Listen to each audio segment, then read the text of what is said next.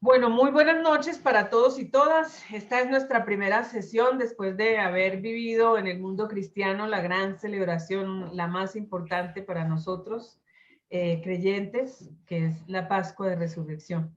Así es que, pues, con la alegría que ese momento representa y sobre todo para este tipo de espacios donde hablamos en clave de persistir aún contra la corriente, cuando todo parece apuntar a que tiene más fuerza la violencia, tiene más fuerza el odio, tiene más fuerza la injusticia, pues nosotros en un tiempo como la Pascua nos recargamos en las convicciones de que no tienen la última palabra, que no estamos condenados a la violencia, al odio, al rencor, a la injusticia, porque Jesús ya la derrotó y que nosotros tenemos que seguir esa obra pacificadora. Y este diplomado en particular ha querido asumir esa invitación de que la Iglesia asuma como parte esencial de su misión el facilitar o ser casa de encuentro, casa de lugar seguro para el encuentro entre hermanos, casa de diálogo para favorecer, por supuesto,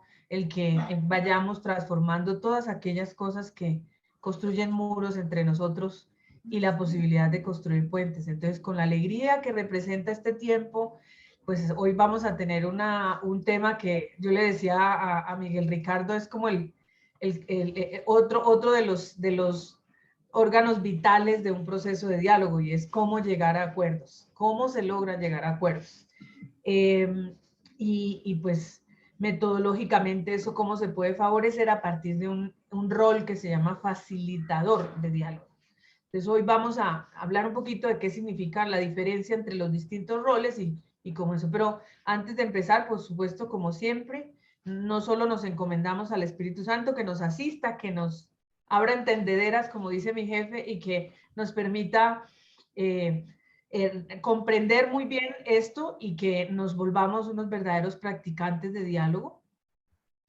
En los que pues podamos prestar este servicio donde quiera que estamos.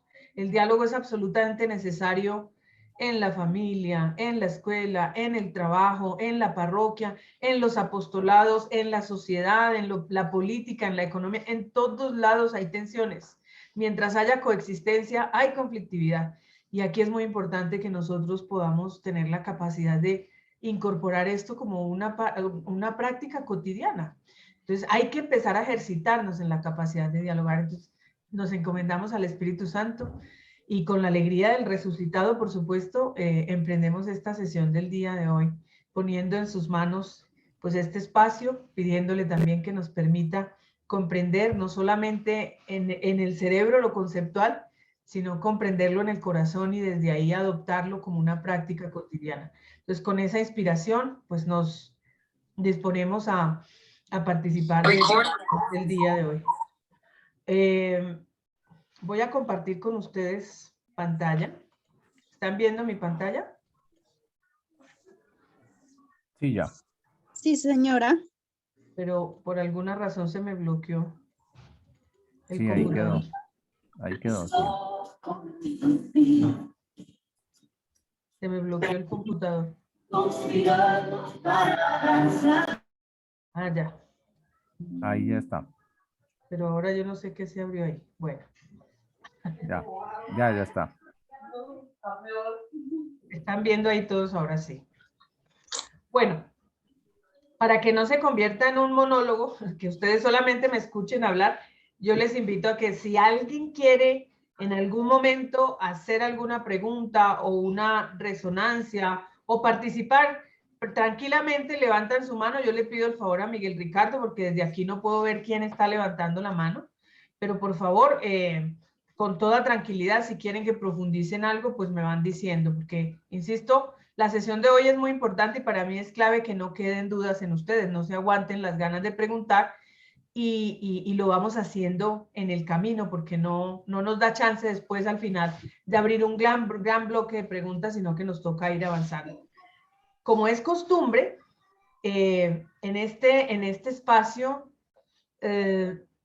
digamos, para mí es muy importante ir como conectando el tema que vamos avanzando con los temas anteriores para que no perdamos de vista que el diálogo no es un momento, es un proceso, que el diálogo no es una actividad a secas, sino que es un proceso, y por eso voy hilando siempre con los temas anteriores, y eso lo pongo siempre como unas consideraciones previas, recordando que vimos en algún momento estos y estos temas, para que ustedes estén viendo siempre el hilo conductor que tiene el diplomado, y que para poder entender lo que significa conducir o facilitar un espacio de diálogo dirigido a acuerdos, es fundamental lograr conectar con esas otras herramientas que ya hemos ido viendo a lo largo del diplomado. Entonces, el día de hoy el tema justamente es cómo llegamos a acuerdos, cómo podemos nosotros ayudar a facilitar que la gente se ponga de acuerdo en algo. Y que no tiene que ser el acuerdo como la homologación de ideas. Eso es lo primero que tenemos que desestimar. Entonces, por eso me atrevo a hacer, como en un primer momento, yo he preparado esta sesión en 3 momentos. Un primer momento como unas consideraciones previas, que es reconectando con conceptos y cosas que deben darnos claridades. Un segundo momento que tiene que ver un poco más con los roles y por qué es importante tener claro que una cosa es facilitar un diálogo para llegar a acuerdos y otra cosa es ser mediador, ser negociador. Son roles distintos y hay que tener esas claridades. Y un tercer bloque después de entonces ya concretamente la metodología de facilitación de acuerdos. Entonces, voy a tratar de no detenerme mucho en estos temas para que ustedes logren, sobre todo en el último bloque, tener una profundización mayor. Lo primero que quiero recordar es que diálogo no es igual a debate, tiene momentos distintos. De hecho, por ejemplo, ahora con las iniciativas de diálogo social que estamos conectándonos, tenemos una iniciativa en el secretariado que se llama Un diálogo entre iniciativas de diálogo de diálogos, porque con el estallido social del año pasado, muchos se movilizaron, la academia, algunas universidades, Naciones Unidas, pastoral social con a movilizar la palabra a través de grupos territoriales, movimientos populares, y luego estaba también la de la FIP. Una gran cantidad de iniciativas, llegamos a contabilizar 50 y tantas iniciativas de diálogo. Dentro de ese proceso estamos ahora haciendo que entre iniciativas se conversen, o sea, aunque hayan sido para públicos distintos, con temas diferentes, ¿qué nos deja las lecciones aprendidas y cómo podemos prepararnos mejor? Porque estos escenarios de movilización social, de protesta social y de descontento cada vez van a seguir siendo reiterativos y tenemos que estar realmente preparados como sociedad civil para saber contener y desescalar la violencia y hacer más diálogo democrático. Entonces, tenemos que hacer escuela de lo que vivimos el año pasado. Y a partir de eso, llegábamos a una reflexión. Este es un momento de hacer diálogo, por ejemplo, porque con el cansancio que generó la negativa del gobierno nacional, de hacer mucha evasión para sentarse a dialogar no solo con el comité, sino con algunas vocerías que se habían establecido, terminamos por llegar a una conclusión, y es que muchos de esos movimientos aparentemente se aplacaron, pero pues tenía que ver también con toda la estigmatización que sufrieron, pero lo que es cierto es que eso quedó ahí un poco aplazado, y cuando vuelve a brotar, si se ha incubado un mayor enojo por ciertas cosas no cumplidas, el peligro es que cada vez la escalada de la violencia sea mayor entre un periodo de protestas y otro. Pero en este momento estamos en un año electoral, y decíamos, qué curioso que las revueltas no han vuelto a ocurrir. Entonces decía, es importante que abramos los espacios de diálogo ya con candidatos. Y alguien nos hacía una reflexión, por eso introduje este componente aquí, porque nos decía, miren, en tiempo de contienda electoral no es tanto un espacio para diálogo, es un espacio para debate.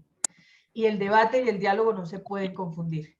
¿Y por qué razón? Porque tienen intenciones diferentes, tienen otros propósitos, mecanismos diferentes, y entonces es importante, el debate no es conflictuar más, pero sí tiene un propósito distinto, el diálogo tiene diferencias. Entonces, aquí hay una sistematización de diferencias entre lo que es un debate y lo que es un diálogo. La meta en un debate es ganar en la argumentación, afirmando cuál es el punto de vista propio y desacreditando el punto de vista de las otras partes. Mientras que el diálogo tiene como meta ayudar a comprender las distintas perspectivas y aprender de ellas. Fíjense que son propósitos distintos. Es decir, ayudar a ampliar la mirada que cada uno tiene de su punto de vista y permitir un encuentro entre esas perspectivas para que cada quien aprenda un poco de la otra parte. Las personas, en el debate, las personas escuchan a los demás, pero están escuchando para intentar defenderse, encontrar fallas en sus argumentos y contraatacar para imponer su argumento. Mientras que en el diálogo, las personas escuchan a la otra parte para comprender cómo sus experiencias forman sus convicciones, es decir, por qué piensa como piensa. Miren que ahí nos da mucha pista de que el diálogo no se puede convertir en un debate. En el debate, las personas critican las experiencias de los demás como tergiversadas e inválidas, deslegitiman, ¿sí? Mientras que en el diálogo, las personas aceptan las experiencias de las demás partes como reales y válidas. En el debate, las personas parecen tener determinado no cambiar sus puntos de vista, es decir, estos son innegociables. Mientras que en el diálogo, las personas parecen estar relativamente abiertas a ampliar su comprensión del asunto. En el debate, las personas hablan basadas en supuestos sobre opiniones y motivaciones de la otra parte. En el diálogo, las personas hablan principalmente desde su propio entendimiento y experiencia. Menos supuestos, menos imaginarios, más comprensión. En el debate, las personas se oponen entre sí, buscan confirmar que el otro está equivocado, mientras que en el diálogo las personas intentan cooperar hacia un entendimiento común. En el debate, las emociones fuertes como la ira, la rabia, son usadas frecuentemente para intimidar, ¿sí?, a la otra parte, mientras que en el diálogo, las emociones fuertes como la ira o la tristeza son apropiadas cuando transmiten la intensidad de una experiencia o convicción. Fíjense que tienen propósitos distintos, escenarios distintos, entonces es importante que no confundamos diálogo con debate. Y son momentos diferentes, ¿sí? Son momentos diferentes de un proceso. Hay debates que hay que dar, por ejemplo, es importante que el país se piense sobre cómo afrontar una problemática. En este momento está generando en las propuestas, por ejemplo, de los candidatos, hay quienes están diciendo hay que legalizar las sustancias, hay que legalizar la marihuana, por ejemplo. Luis Pérez es uno de los que está proponiendo que hay que legalizar el uso medicinal y volverlo un renglón económico importante en el país. Y por supuesto que eso genera mucha polémica. Hay que debatir, hay que abrir esos espacios de debate, de sano debate, tratando de generar acuerdos, desacuerdos frente a lo que eso y poder propiciar cuáles son las implicaciones de asumir una propuesta como esa en un país como Colombia. Y a partir de eso, pues que eso forme las convicciones de las personas a partir del debate, del sano debate, mientras que el diálogo ya tendría que ser mucho más en un escenario donde cuando ya alguien X ganó una propuesta y diga, como esto estaba en mi programa de gobierno, pues ya ha ganado y está legitimado por los votantes, pero un gran sector que se opuso, que no votó, está allí y está manifestando descontento y desacuerdo. Entonces emprendamos un momento de diálogo para tratar de ponernos de acuerdo, está bien. Hay que hacer esto porque es un compromiso nuestro, pero ¿cómo lo hacemos de la mejor manera para también acoger las inquietudes que ustedes tienen? ¿Cuáles son las preocupaciones? Fíjense que son momentos distintos de un proceso social y por eso no es que el uno sea mejor que el otro, sino que cada uno tiene un momento propicio. Los diálogos, y esto tiene que ver con todas las herramientas que hemos venido viendo a lo largo del diplomado. Sí, tienen distintas dimensiones y que hay que al momento de preparar las condiciones del diálogo, para llegar al momento del diálogo, acuérdense que hablábamos de el alistamiento y la preparación del diálogo, tiene que ver mucho con estas dimensiones. Las dimensiones de contenido, dialogar sobre qué, ¿sí? Generalmente a eso reducimos la comprensión del diálogo. Vamos a dialogar sobre cultivos ilícitos, punto. Entonces, ese tema es el que vamos a hablar, sí, ese es el qué del diálogo, pero no es lo único. Pensar en eso, en dialogar, implica abordar por lo menos otras 5 dimensiones. La dimensión social, y es para hablar sobre cultivos ilícitos, cuáles son los actores y el entorno humano que está ahí. Generalmente, entonces, es gobierno contra, o gobierno se sienta a dialogar sobre cultivos ilícitos contra los que firmaron los pactos y de los planes de sustitución de cultivos de uso ilícito. Ok. ¿Y qué pasa con las otras comunidades que están en la mitad, viviendo todo el drama de la situación que está implicando a los actores armados que se están reconfigurando en los territorios, por ejemplo, en torno a los cultivos ilícitos? Las comunidades que están volviendo a ser desplazadas, que están confinadas, los jóvenes que se están suicidando, indígenas, jóvenes indígenas que se están suicidando para evitar ser reclutados. Ese tipo de cosas que están pasando en los territorios son afectaciones que no podemos perder de vista en la dimensión social del diálogo. La dimensión espacial, acuérdense que hablábamos de lugares seguros. Yo voy conectando con los temas que les dimos. La dimensión espacial es la que piensa en cuáles son los lugares seguros, las sedes y entornos físicos que son favorables al diálogo, porque ofrecen neutralidad, porque ofrecen seguridad a las partes, y eso favorece un clima de diálogo. La dimensión temporal, los tiempos, los momentos, los horarios y la cronología del diálogo. La dimensión simbólica está relacionada con signos, símbolos e íconos que van a estar presentes en los espacios de diálogo, que pueden ayudar o pueden dificultar el diálogo mismo. Por ejemplo, cuando es un diálogo interreligioso y los invitamos a dialogar en una casa donde tenemos solo simbología de una de las religiones que está ahí, pues eso de alguna manera tiene una carga simbólica que puede ser entendida por el otro invitado a dialogar como me están llevando a un lugar que está cargado de simbología impositiva y que está desconociendo lo que yo también soy, porque entonces no hay símbolos en los que yo también creo. Y ese tipo de cosas a veces pasan por alto y no las tenemos presente. La dimensión simbólica es muy importante, que también está muy relacionada con lo religioso y con lo cultural. Y la dimensión cultural, que está relacionada tanto con lo simbólico, pero también está enfocada en los valores, en los sistemas de creencias de las personas y sus implicaciones en el diálogo. Recuerden que en la sesión pasada yo les contaba el caso de uno de los resguardos indígenas con una comunidad rural. Y les hablaba, por ejemplo, la visión que cada uno tenía sobre el uso de la tierra. Y realmente eso era lo que estaba detrás de la comprensión que cada uno tenía de lo que el otro es y del uso que le estaba dando a la tierra, y en eso justificaba las razones de agredir al otro, de desconfiar y de odiar a la otra parte. Entonces, fíjense que ahí las comprensiones que cada uno, su sistema de creencias, sus cosmovisiones, son fundamentales considerarlas. Todo ese recorrido que hemos hecho, que les dimos a ustedes mapas de conflicto, que les dimos a ustedes para poder entender los actores, los quiénes, a quiénes tanto afecta, las formas de relaciones que se han construido en torno a esa conflictividad que queremos transformar a partir del diálogo. Cuando hablamos de la centralidad de las relaciones, cuando hablamos de la importancia de construir lugares seguros, todo estaba relacionado un poco con esta dimensionalidad que el diálogo tiene, para que no nos tomemos a la ligera un proceso de diálogo como simplemente sentemos a las partes y ya. Aquí hay algunas preguntas que no me voy a detener en ellas, que son preguntas que a ustedes les van a ayudar cuando, de manera muy concreta y práctica, cuando ustedes vayan a preparar un escenario de diálogo, ¿sí?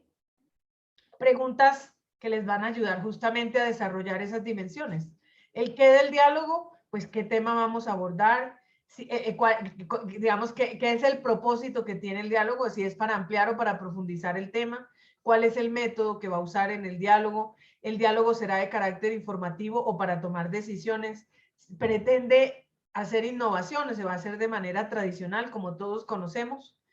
En la dimensión social, ¿con quiénes se va a dialogar? Entonces aquí de ese mapa del conflicto que hicimos por allá y el mapa de actores y relaciones que alguna vez comentábamos, los quiénes del conflicto que participan, quiénes deben participar en el proceso, cuántas personas deben participar para que el diálogo pueda avanzar, de qué culturas provienen, recuerden esa dimensión antropológica es muy importante, cuáles son sus tradiciones, sus rituales, su idioma, porque es muy importante que si, por ejemplo, nosotros nos preocupamos de conocer previamente a quienes van a venir a un espacio, una forma de concretar ese espacio seguro también puede pasar por ahí, el saber cuáles son sus tradiciones y sus rituales. Entonces, por ejemplo, incluir a todas las partes dándoles un reconocimiento y un lugar.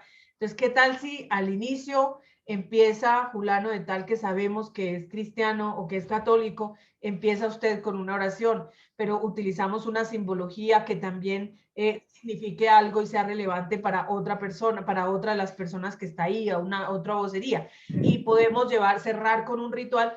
Es como la manera de ir dotando justamente al comprender esa dimensión antropológica que nos da la posibilidad de conocer bien esos quiénes y de integrar esos quiénes al proceso, ¿sí? Por ejemplo, las barreras de idioma que ocurre cuando los diálogos son interraciales, cuando son los diálogos internacionales, las barreras de idioma, pues también hay que resolverlo. Entonces, ¿qué idioma hablan para saber cómo vamos a facilitar que todos entiendan lo que estamos dialogando? ¿Qué tan formal o informal va a ser el diálogo? Si habrá o no participación de grupos tradicionalmente excluidos, mujeres, jóvenes, indígenas, y por qué es importante que participen o por qué no. Luego está la dimensión espacial. ¿Dónde va a ser? Entonces, el lugar seguro del que hablamos hace unas cuantas sesiones. El espacio físico del diálogo, si va a ser abierto o cerrado.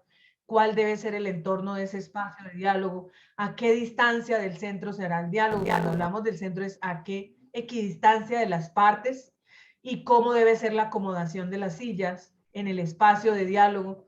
Si va a ser en forma de auditorio, si va a ser con mesas, si va a ser sin mesas. Recuerden que yo cuando hablaba de los espacios seguros, hablé mucho de estos detalles y decía, a veces el solo hecho de que interpongamos mesas ya corta cierta relacionalidad entre los participantes.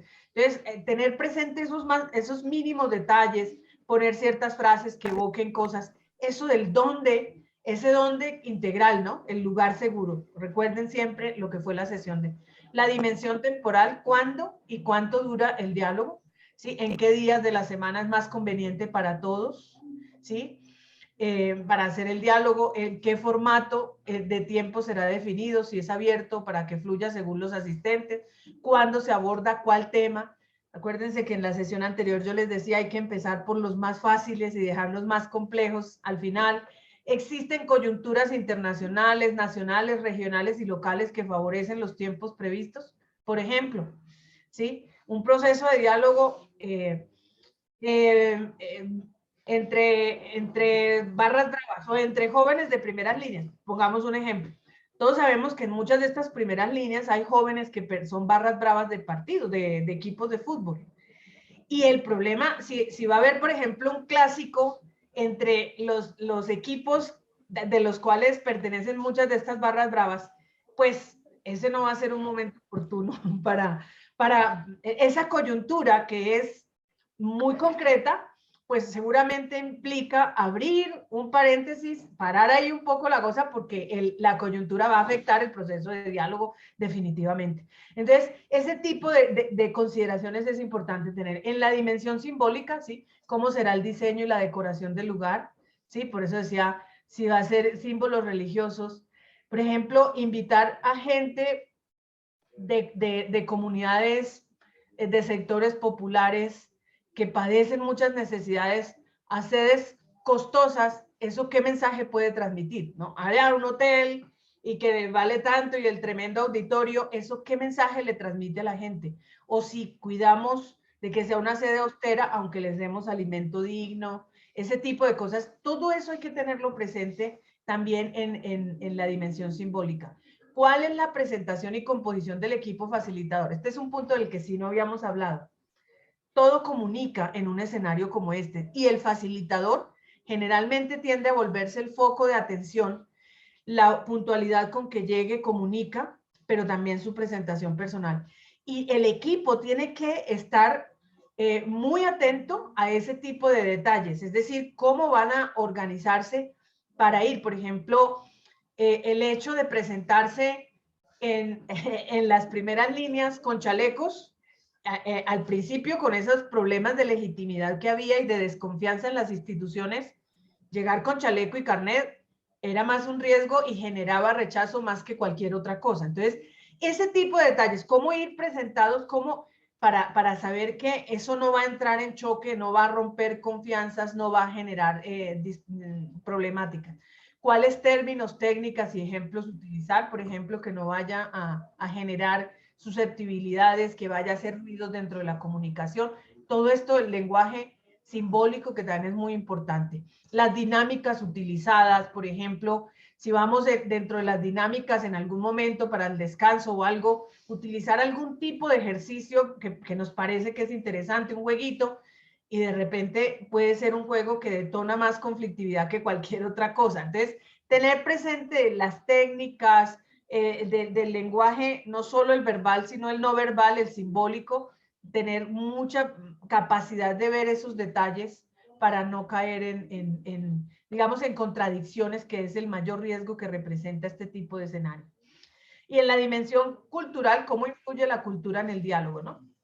Ahí es también importante, no solo lo que les planteaba, ver cómo la cultura de las partes influye en la capacidad de comprender al otro, sino que también cuando hay tanta diferencia y distancia cultural entre un actor y otro, es importante, dentro de las reglas de juego, recuerden que en la sesión anterior yo les decía a ustedes lo importante que es poner reglas de juego de entrada, y dentro de esas reglas de juego, tener la capacidad de plantearse cuál es el umbral de tolerancia de la propia cultura frente a lo que el otro hace, dice o comunica.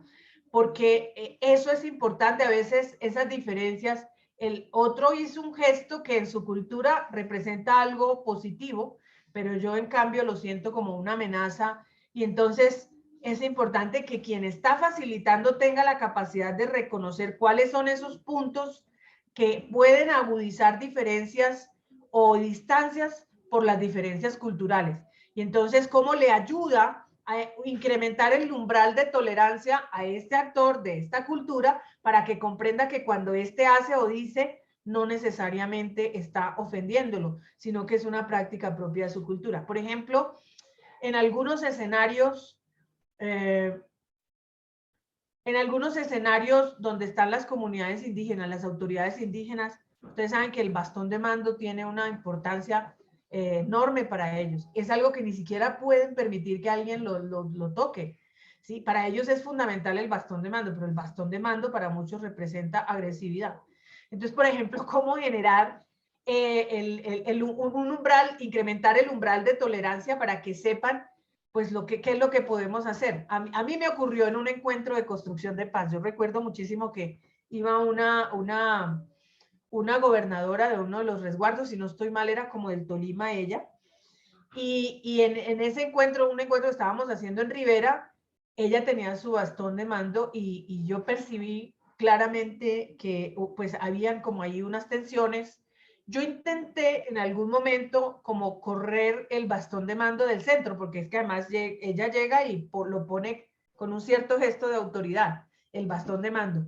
Y pues por supuesto que yo intenté moverlo como diciendo, póngalo a un ladito para que no se sienta una cosa tan impositiva, y ella inmediatamente reaccionó, pero reaccionó con fuerza, con cierta agresividad. No toque el bastón, esto me pertenece y es lo que determina el grado de autoridad que yo tengo.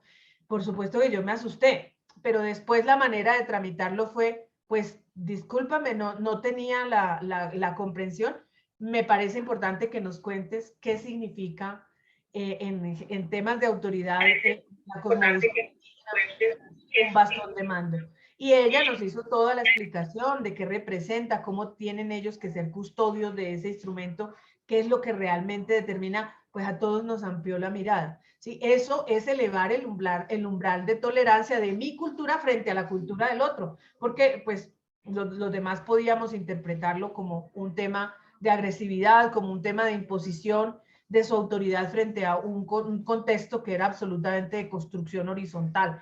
Entonces, claro, por un lado hicimos el esfuerzo nosotros de reconocer, pero fue interesante abrir el espacio de entonces el resto cómo estábamos leyendo el gesto, y entonces también ella reconocer de su parte que el gesto que ella hizo, perdón, a los ojos, a los oídos de los demás podía representar una imposición. Entonces, tenerlo presente para que en los siguientes tiempos, digamos, tenga su bastón, lo conserve con ella como tiene que hacerlo, pero sin el gesto de ponerlo sobre la mesa como aquí hay una autoridad.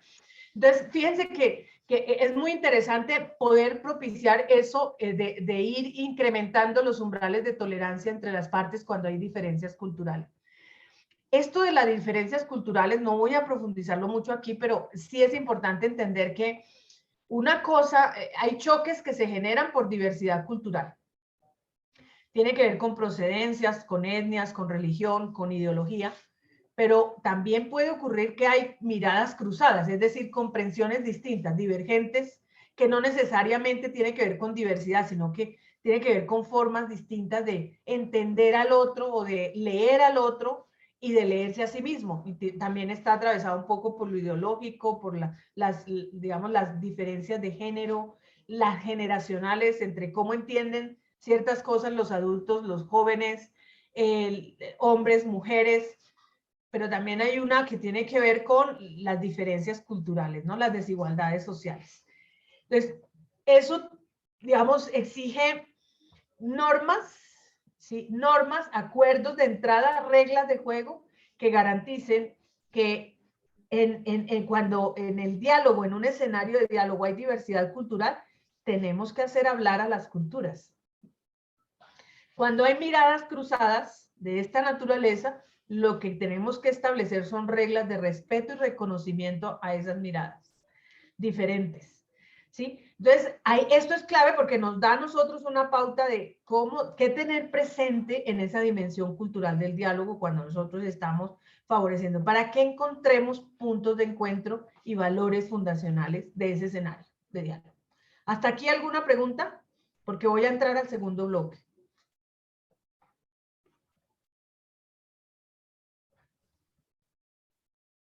Levantan la mano si alguien tiene alguna pregunta o quiere intervenir o alguna cosa.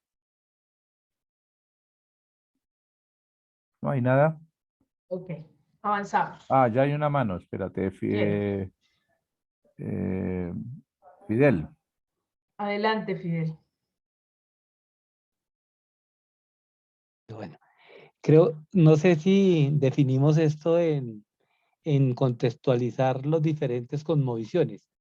Cuando estamos tratando con etnias, diferentes contextos religiosos, es como contextualizar las diferentes cosmovisiones en ese momento en el diálogo. Me parece, no sé, quería dar esa apreciación.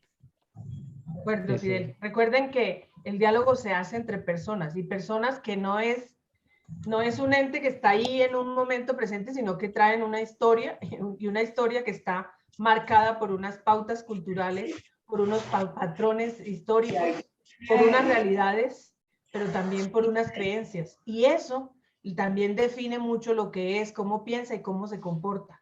Entonces, cuando queremos favorecer escenarios de diálogo, tenemos que entender que el que está ahí no es una vocería a secas de un sector, es una historia, es una cultura, es un sistema de creencias que tenemos que reconocerlo. Recuerden cuando hablábamos de la centralidad de las relaciones y dábamos el origen de eso en la centralidad de la dignidad humana. Entonces, esa dimensión antropológica es muy importante porque si no partimos, recuerden todo lo que dice Fratelli Tutti, partimos del reconocimiento de la dignidad del otro, de legitimar su presencia, de validar su identidad, de legitimar de reconocerlo. Sí, eso es fundamental si nosotros, y pues para eso la dimensión antropológica, todo este contexto cultural es fundamental. Gracias, Fidel. Creo que Patricia también está pidiendo la palabra. Patricia. Doctora, no, ya me quedó claro, la pregunta que le iba a hacer me quedó claro con la respuesta que acaba de darle a ella. Muchas gracias. Bien. Buenas noches. Buenas noches, hermana, adelante. Qué pena, pero hace rato estoy insistiendo para hacer la inscripción hoy de la asistencia y no me da y no me dejó. No sé Bueno, por qué. no, tranquila, no se preocupe, ya son más de las 8 de la noche, entonces no la va a dejar registrar. Pero tranquila que en la plataforma queda su ingreso, ¿bueno? Ah, bueno, porque lo estaba haciendo antes de las 8 y no me dejó. Bueno, gracias. Ok. Bueno, ahora vamos a pasar a los roles que se pueden jugar o desempeñar dentro de un proceso de diálogo. Hay diferentes roles y cada rol tiene un fin distinto. Además de esas grandes distinciones que hay entre facilitador, mediador, negociador, garante, porque hay una cantidad de roles. Vamos ahora a ver por lo menos 10 roles que existen. ¿Sí? Hay varias tareas en un diálogo. Cada uno tiene una forma de interceder y a esas personas se les conoce como el tercer lado, porque generalmente el diálogo ocurre entre por lo menos dos partes que están digamos, en conflicto, en tensión. ¿Sí? Un lado A, un lado B. El tercer lado es quienes están ahí jugando un papel de facilitar, de observar, de garantizar, de cuidar la paz en el momento del diálogo, de cuidar el lugar, de observar los gestos, lo que sea. Sí, hay distintos roles que se pueden jugar. Hay por lo menos 10 roles que ayudan a darle sensibilidades distintas y herramientas diferentes a quienes quieren rodear un proceso de diálogo. Lo cierto del caso es que un proceso de diálogo afrontado, cuando son diálogos complejos, no estamos hablando de, bueno, hay una pelea de pareja, entonces yo voy a facilitar bueno, ese puede ser una persona, pero cuando estamos hablando de un conflicto grueso de pandillas, de, no sé, que estalló entre una comunidad indígena y la Junta de Acción Comunal por el recurso del agua, que estalló entre dos comunidades por una bocatoma de un acueducto, lo que quiera que sea, tantas cosas que nos ponen en tensión y en conflicto en nuestra realidad y más en Colombia, que ameritan, cuando son procesos, mientras más complejos, se requieren de más roles apoyando, ¿no? Entonces, y cada rol debe tener claro cuál es su tarea, ¿sí? Pero hoy vamos a quedarnos con el rol de facilitación, porque lo que buscamos es que ustedes se vuelvan practicantes de diálogo como facilitadores. Y cada uno tiene que analizar su propio rol y el de los otros para saber qué es el alcance de lo que a mí me toca y cómo interactúo con el rol del otro. Porque, por ejemplo, quien está haciendo la labor de facilitar, le viene muy bien que quienes están haciendo la labor de observar le digan, cada rato le estén retroalimentando, cuidado que se están conversando acá y está eso generando mucho corrillo, esta expresión generó este ruido, hirió esta susceptibilidad y lo vimos de tal manera, porque eso le da elementos a quien está haciendo la facilitación para tener el panorama amplio de lo que está ocurriendo. ¿Sí? Quien está como garante, quien está cuidando el tiempo, quien está cuidando, velando por las reglas de juego que se establecieron. Son tareas distintas y cada uno tiene un potencial que aportar. Se habla de proveedores, de maestros, de diálogo, de constructores de puentes, mediadores, árbitros, testigos, referees, es decir, los referees son los que ponen límites, ¿no? Las reglas de juego. Acuérdense que acordamos que iban a ser 3 minutos cada intervención y está ahí todo el tiempo haciendo de referees, poniendo en orden, poniendo límites, o cuando alguien está subiendo el tono de la voz, entonces va, le pone una mano en el hombro y le dice, recuerde bajar un poco el tono de su voz, y quienes son los guardianes de paz. Aquí estamos viendo un poco los 10 roles, ¿sí? Los 10 roles establecidos, unos tienen mucho más que ver en la prevención, digamos, de la tensión, del conflicto, en la prevención de las fuentes de tensión. Otros roles están más asociados a la resolución de conflictos y otros están más asociados a contener, ¿sí? A contener los conflictos. Entonces, aquí ustedes van a encontrar en esta tabla cuál es el rol, ¿sí? Que se puede jugar y sirve para qué tipo de fuentes de tensión o qué tipo de conflictividades, para ser más clara, y cuáles son las características propias de ese rol. Entonces, por ejemplo, el proveedor de diálogo es quien está atendiendo las necesidades frustradas. Es decir, ayudando a convertir el enojo por la frustración en propuestas que los lleven a satisfacer sus necesidades. Es decir, a ponerle nombre concreto a sus necesidades para que las pueda tramitar en clave de propuesta y no solamente de demanda, de agresión, de enojo, de protesta, sino que pueda traducir esas necesidades frustradas en propuestas, ¿sí? Que los lleven a satisfacer esas necesidades. Eso es un proveedor de diálogo.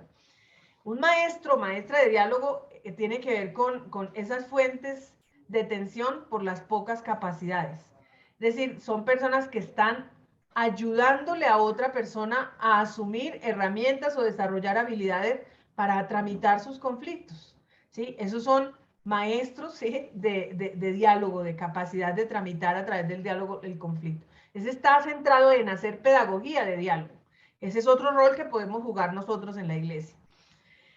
En cambio, el constructor de puentes tiene que ver con empezar a fortalecer o tender puentes, como el nombre lo indica, entre aquellas relaciones que son distantes, donde no hay mucha comunicación y puede empezar a fortalecer esas relaciones que son débiles.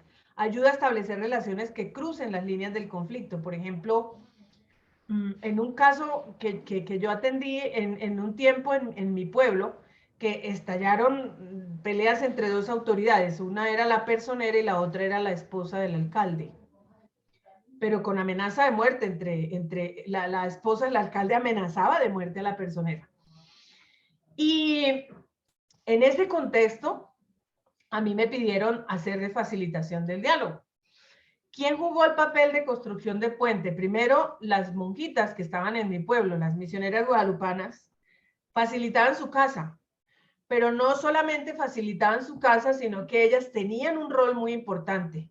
Y es que ellas primero invitaban a comer tacos, la novedad, porque eran monjas mexicanas, invitar a comer tacos, imagínense la novedad de ir y que el pique y que el chile y que no sé qué, y entonces todo era novedoso y a las monjitas nadie les decía que no, entonces los invitaba. Ellas eran las que empezaban a construir, a conocer la historia de la esposa del alcalde, de todo su entorno, y ahí descubrimos una frase que fue crucial para entender el por qué su rabia con la personera. Entonces ella dice: desde mi crianza, cuando las FARC mataron a mi papá, yo entendí que hay que estar dispuesto a matar o morir por lo que uno quiere. Y por eso el que se mete con lo que yo quiero, me las paga. Y esa frase que dijo fue suficiente para nosotros entender por qué recurría a las amenazas. La personera, en cumplimiento de su función, pues había hecho denuncias que afectaban directamente a su esposo y ella lo tomaba personal. Pero era una guerra terrible que estaba afectando procesos muy delicados en todo el municipio. Eso nos llevó a nosotros y luego hacían lo mismo con el otro lado y después tender el puente entre las dos partes desde lo humano. Ellas no entraron en el tema como tal porque esa parte fue la que a mí me tocó facilitar, pero las hermanas desde esa parte humana, desde en torno al pretexto de la comidita, de los tacos, de las tortillas, del no sé qué, de sé cuántas, pues fueron facilitando el conocer las historias de vida de la una y de la otra y comprender por qué la una pensaba como pensaba y actuaba como actuaba y la otra también. Eso fue absolutamente clave para después poder llegar a darnos cuenta que las estaban utilizando. El problema real no era entre ellas dos, las estaban utilizando, las habían puesto de enemigas a pelearse y esa fue la cortina de humo que necesitaban para consolidar una ruta del narcotráfico que habíamos logrado derrotar con las comunidades, con las juntas de acción comunal, pero una pelea así les venía muy bien para entretener al municipio, a todas las comunidades que teníamos un proceso muy fuerte, precisamente para restablecer la ruta, porque por Suaza estaban molestando mucho el paso de la droga y necesitaban recuperar la ruta de mi pueblo. Entonces, fíjense ustedes cómo fue gracias a poder contar con esos constructores de puente que fueron las hermanas, el poder identificar que esos contextos de odio muchas veces están generados por condiciones de vida, por formas de percibir y ayudar a establecer esas relaciones cruzando las líneas y las partes en conflicto. Eso fue fundamental, porque además en la medida en que las hermanas iban escuchando, el entorno de las dos partes también iban escuchando y se iban dando cuenta del error en el que estaban al hacerse en una orilla y apoyar a la una o en contra de la otra, y se dieron cuenta que eso había que ponerle remedio antes de que esto terminara en una tragedia. Y gracias a Dios lo logramos. Entonces, fíjense el papel de constructor de puente que es muy importante. Recuerden que vimos una sesión de esto, ¿se acuerdan? Cuando hablábamos de la curiosidad paradójica, muy al principio, tiene que ver con este rol. El rol de mediador, en cambio, ya tiene que ver con mediar en intereses opuestos del conflicto. Es decir, cómo reconciliar intereses mediante la escucha y el apoyo para ir al núcleo de la disputa, es decir, ponerle nombre. Aquí lo que hay es que usted tiene este interés y cómo podemos hacer un gana-gana. De tal manera que las partes encuentren respuesta al interés que tiene y no imponga el uno sobre el otro, sino que pueda hacer. Eso es una mediación. Es decir, reconciliar un poco los intereses, tratar de establecer la posibilidad de generar, digamos, alternativas que respondan a las necesidades de ambas partes, ¿no? Llegar al núcleo de la disputa y poder entender qué es lo que nos está afectando, cuáles intereses están entrando en conflicto para poder, pues, identificarlos y tramitar. Mientras que quien hace arbitraje tiene que ver un poco más con derechos que están en disputa. Arbitrar es un poco el papel de un juez, es decir, el árbitro es el que determina el derecho del lado A y el derecho del lado B. Son derechos, igual tienen.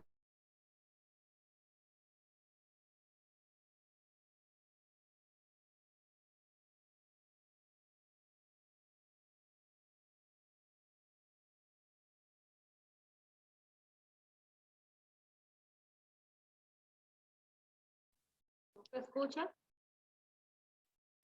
Pues, decía que si era solo mío, que si Rosita se había congelado. Se quedó congelada Rosita. Vamos a ver qué pasó.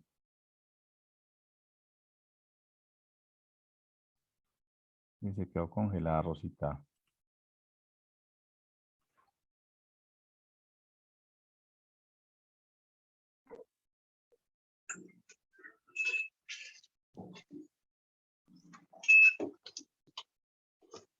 Padre Santo, me quedé sin. Ahí le escribí que se quedó congelada, la perdimos.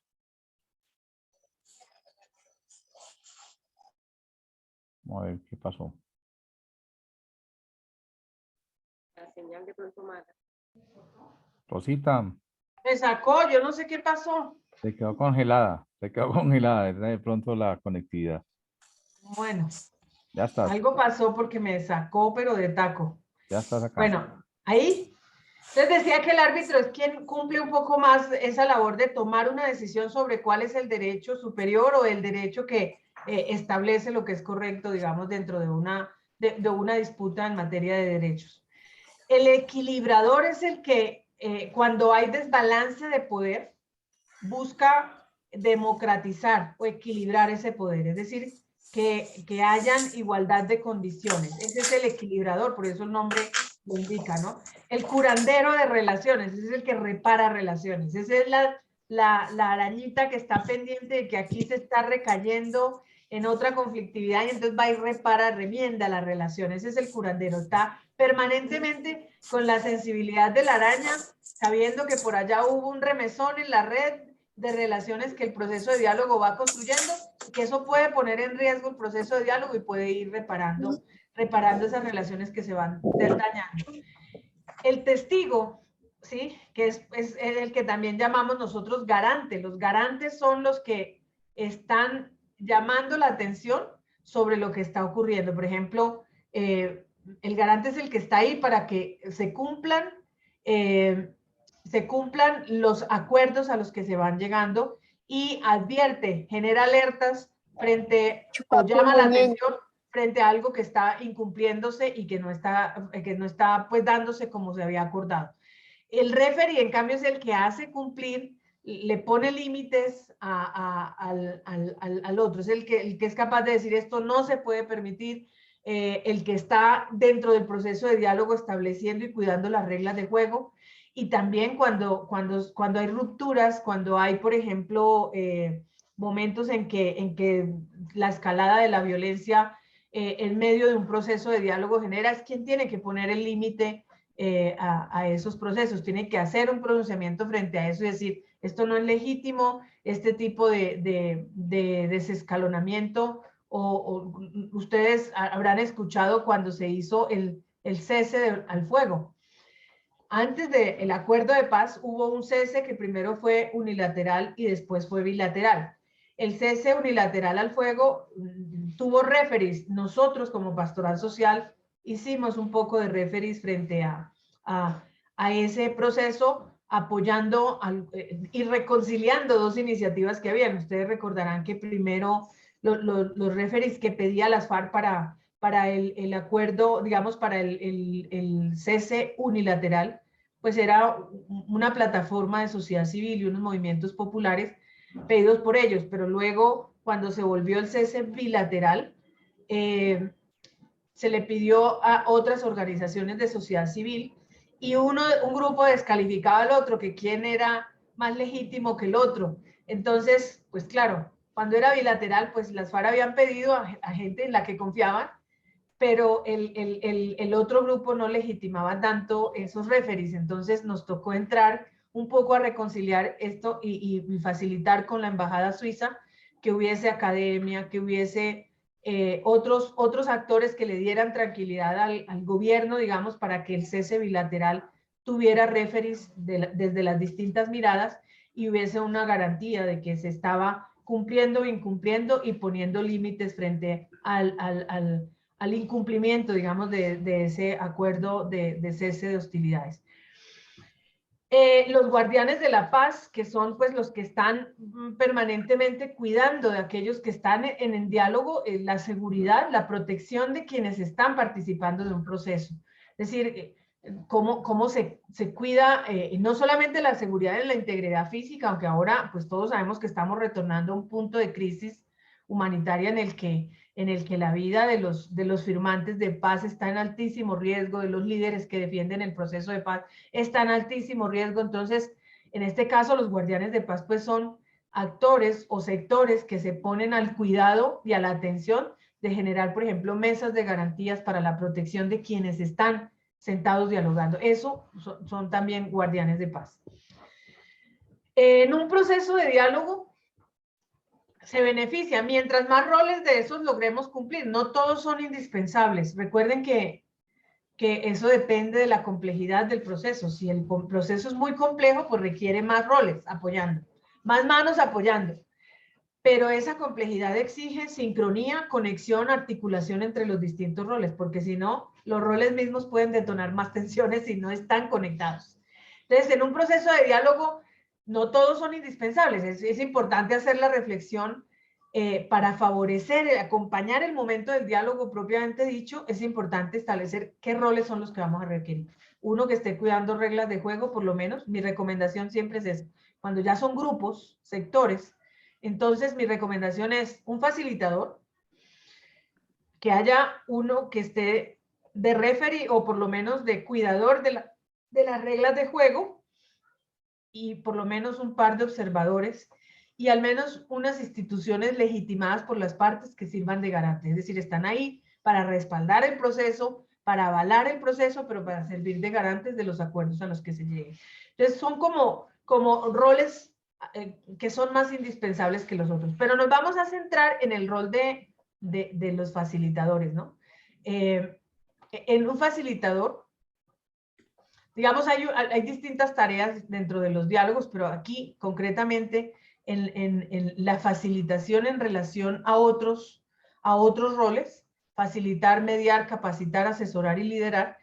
El facilitador, que es donde quiero que nos centremos, porque lo que vamos a hablar de quién debe conducir a las partes en diálogo, a los consensos, es el facilitador. Por eso me parecía importante abordar estos roles para que puedan ustedes entender. El facilitador favorece la comunicación en un diálogo público. ¿Sí? Es el que está favoreciendo la comunicación. No monólogos por separado, sino la comunicación. Que sea comunicación franca, que sea cordial. Es el que ayuda a cuidar el ambiente y la comunicación dentro del proceso de diálogo. ¿Sí? Es quien apoya la formación de opiniones, expresiones de necesidades e intereses. ¿Se acuerdan que en la sesión anterior yo hablé de la paráfrasis como una herramienta? La paráfrasis es una herramienta clave para ayudar a que la gente se escuche en cómo plantea y comunica lo que siente, lo que opina, cómo expresa sus necesidades y sus intereses. La paráfrasis como que lo pone delante de un espejo frente a lo que acaba de decir y le permite a la persona irle dando mejor forma hasta que esa opinión sea lo suficientemente clara, consistente, que comunique sus necesidades, que hable con claridad y devele cuáles son sus intereses.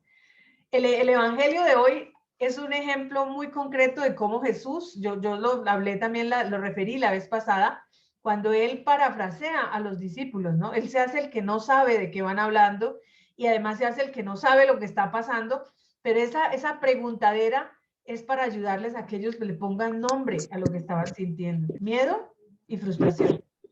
Porque es que ellos dicen, primero, el que se van yendo para el camino que no es, el camino que estaban yéndose huyendo, ese darle la espalda a la realidad y huir, estaban yéndose por el camino errático, el del miedo. Y segundo, él les hace conscientes de que están frustrados. y que esa frustración los ha cegado y no les permite ver en la clave que tenían que ver los acontecimientos. Entonces, es la paráfrasis que él utiliza. ¿Y de qué van hablando entre ustedes? Ah, es que usted no sabe. No, no sé, cuéntenme ustedes. Hasta que final, es que nosotros sí pensábamos. Ahí salió, emergió el sentimiento. Después de que fueron capaces de hacer la catarsis y botar todo su dolor, entonces ahí viene un poquito el pellizquito y les dice, qué lentos son ustedes para entender. Los increpa un poco, pero les ayuda a formar criterio, les da luces para que eso que ellos plantean como una profunda frustración que les impide ver, él los lleva a ganar la luz y poder decir, claro, todo esto era necesario para que se manifestara la gloria de Dios. Es ahí justamente donde se transforma una opinión, lo lleva de la emocionalidad a plantear una idea y una forma de comprender los acontecimientos distintos, ¿no? Y eso es lo que les permite a ellos justamente volver al camino, enfrentar el miedo. Aquí, además de ayudar a organizar las ideas, de proponer necesidades e intereses, de ponerles nombre y ponerlos sobre la mesa, porque es que eso es lo que hay que aprender. No, es absolutamente legítimo que las partes digan, es que yo necesito esto, y es que tengo este interés, o sea, eso hay que aprender a comunicarlo. Eso no es motivo para que nos persigamos y hay que aprender a ponerlo sobre la mesa, porque sobre eso es que hay que aprender a dialogar. Y finalmente, apoya la toma de decisiones que tienen que concluir a acuerdos y soluciones. A diferencia de los otros roles como la mediación, como la capacitación, la asesoría o el liderazgo, que son otras cosas, ¿sí? Pero la facilitación tiene como rol fundamental, fíjense, aquí están en estos tres objetivos. Fortalecer la comunicación, buena comunicación.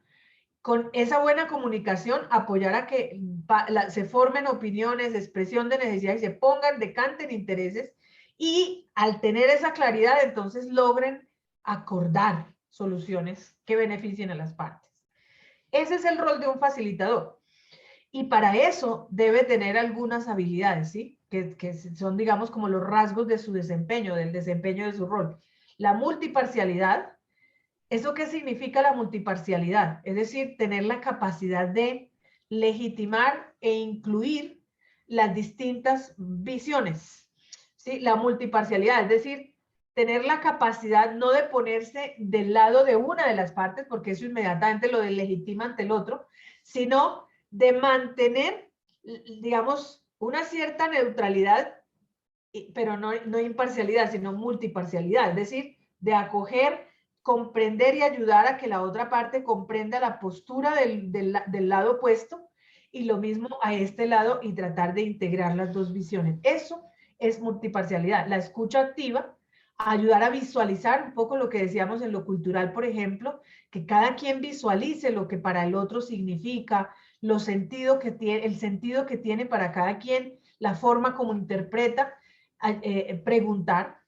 El facilitador de un diálogo tiene que ser un buen preguntón, tiene que tener capacidad de formular preguntas precisas y adecuadas, y sobre todo de devolver, retroalimentar, cuando decimos parafrasear, pero además de ir haciendo conclusiones, es decir, de escuchar muy bien a las partes y decir, entonces, si estamos de acuerdo, fulano plantea, sutano plantea, y hay estas alternativas, es decir, de ir recogiendo e integrando las opiniones, y de ir haciendo retroalimentación. Fíjense que ahí en absoluto él está tomando parte. El facilitador tiene que permanecer en el centro, garantizando la inclusión de las distintas perspectivas y ayudando a ponerlas en orden para dar luces y encontrar alguna salida a la situación que están viviendo de tensión, ¿sí? Entonces, el practicante del diálogo, aquí están las 5 como funciones que debe tener o habilidades para un practicante de la facilitación de diálogos. Tiene que tener capacidad de síntesis, tiene que ser autorreflexivo, tiene que saber preguntar, tiene que tener la multiparcialidad, saber escuchar y tener una visión englobante. Eso también lo vimos en los principios, en la primera sesión, si no estoy mal. Entonces, el practicante de diálogo es una persona o un equipo, dependiendo de la complejidad del proceso, que cuenta, primero que todo, con la legitimidad de las partes. O sea, yo no puedo facilitar si soy amiga de un sector y el otro no me conoce. Eso le va a generar sospecha y duda. Tiene que ser un actor, por eso ustedes se han dado cuenta que con mucha frecuencia buscan a la iglesia para que facilite el diálogo. Pues es porque es un actor reconocido que tiene, digamos, una cierta legitimidad con un gran número de sectores en el país. Entonces, con frecuencia, por ejemplo, en las mingas, cuando los grupos indígenas o cuando se hace la minga nacional indígena, generalmente piden siempre la presencia de la conferencia episcopal.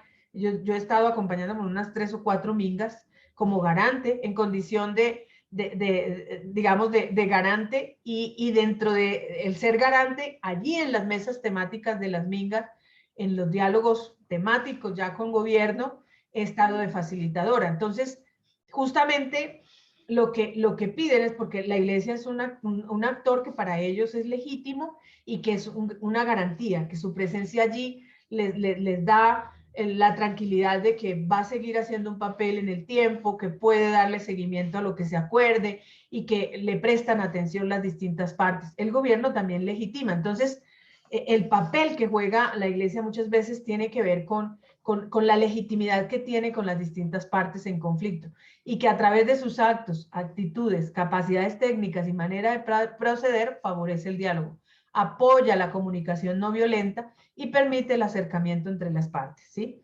Yo puse esto en rojo porque me parece clave. Este mensaje es absolutamente clave. Quien facilita, ¿sí? El facilitador, la facilitación es un rol que cuenta con la legitimidad de las partes. Si no se legitima el facilitador por ambos lados del diálogo, no pierda tiempo ahí, porque lo que usted haga puede ser legítimo para una parte y eso inmediatamente va a generar sospecha, suspicacia y desconfianza en la otra. Tiene que estar seguro de que usted, si se compromete a facilitar un diálogo, las dos partes están de acuerdo, legitiman, y usted tiene que cuidar esa legitimidad. Por su equidistancia con ella, es decir, que no está ni en una orilla ni en la otra, sino que es equidistante a ambas orillas, y sus posiciones, sus habilidades de escucha activa, su reformulación y resumen, su capacidad para orientar el proceso con base en preguntas claves, su integridad personal y la comprensión que tenga del grupo y de su dinámica de manera holística, ¿sí? Quien practica la facilitación en un diálogo idealmente debe ser una persona coherente. Más allá de las capacidades técnicas, y creo que también lo dije en la sesión anterior, más allá de las capacidades técnicas, de verdad, que lo que más favorece es la coherencia. No hay nada que legitime más a un facilitador de diálogo que la gente lo encuentre coherente entre lo que dice y lo que hace. Pero resulta que hablamos de la capacidad de escucha y luego nosotros le damos más tiempo a un actor para que hable que al otro, o nosotros mismos no escuchamos, sino que nos les montamos mientras alguien está dando una opinión y nosotros lo interrumpimos y no estamos de acuerdo y opinamos frente a lo que él está diciendo. No tenemos capacidad de escucha. Entonces, esas incoherencias inmediatamente generan reacción, suspicacia y sobre todo desconfianza frente al rol del facilitador. A manera de resumen, ¿sí? Y que esto les va a ayudar. Yo estas diapositivas, por eso sí me puse a hacerle juiciosa las diapositivas para que ustedes conserven esto como un material muy práctico, ¿sí? Para cuando se les ofrezca, ¿sí? Ayuda mucho para la práctica de la facilitación tener en cuenta estas tareas, porque el facilitador debe desempeñarlas. ¿Qué significa favorecer la comunicación? Que fue uno de los objetivos que dije arriba. Que practica y solicita escucha activa, es decir, él mismo debe empezar a dar testimonio de que sabe escuchar y tiene que estar permanentemente invitando a todos a que se escuchen, a que mientras el otro habla, escuchen, se esfuercen por comprender. La escucha activa no es solamente oír al otro y quedarse callado mientras el otro habla, porque si el otro está hablando y aunque yo no diga nada para interrumpirlo, pero mientras está hablando yo estoy maquinando cómo me defiendo y lo ataco, esto no es escucha. Entonces, tiene que el facilitador estar muy atento a favorecer esos ambientes de escucha. Proponer preguntas orientadoras, poderosas y vinculantes. Tratar interrupciones, distracciones e interferencias. Cuando se da cuenta que el tema se está dispersando, tiene que saber otra vez traer la atención de la gente. Si la gente se está por ahí conversando entre ellos, vuelva a llamar la atención. O sea, tiene que administrar la atención y la escucha y la comunicación. Resumir la esencia de los aportes, si es necesario, la paráfrasis que les decía. Todo eso tiene que ver con la tarea de favorecer la comunicación. Luego, garantizar las reglas del proceso mediante la multiparcialidad. ¿Eso qué es? Ofrecer y solicitar elaboración de reglas del diálogo para el proceso. Abordar las resistencias, las dudas y las inconformidades. Tratar y solucionar disonancias, ¿sí? Una reunión. Se hizo una reunión, en esa reunión estuvieron solamente convocadas ciertas personas y las que no estuvieron convocadas pueden tener la pregunta, pero les da o pena o no están acostumbrados a confrontar directamente. ¿Y a mí por qué no me invitaron? Y entonces se queda el enojo ahí, la inconformidad, y entonces empieza mientras el facilitador arranca diciendo, bueno, esta reunión es para socializar, nos reunimos el lunes, y está mientras tanto preguntándole al vecino, ¿a usted lo invitaron? Es que yo no sé ni qué hago aquí. ¿A usted lo invitaron? Entonces, mientras está generando todo eso, está dañando el ambiente y todo porque se quedó con una inconformidad no tramitada. Entonces, el facilitador tiene que estar atento y si se da cuenta del ruido que eso está haciendo, entonces tiene que devolverse al principio y dar un contexto. A ver, un momentico. ¿Qué está pasando?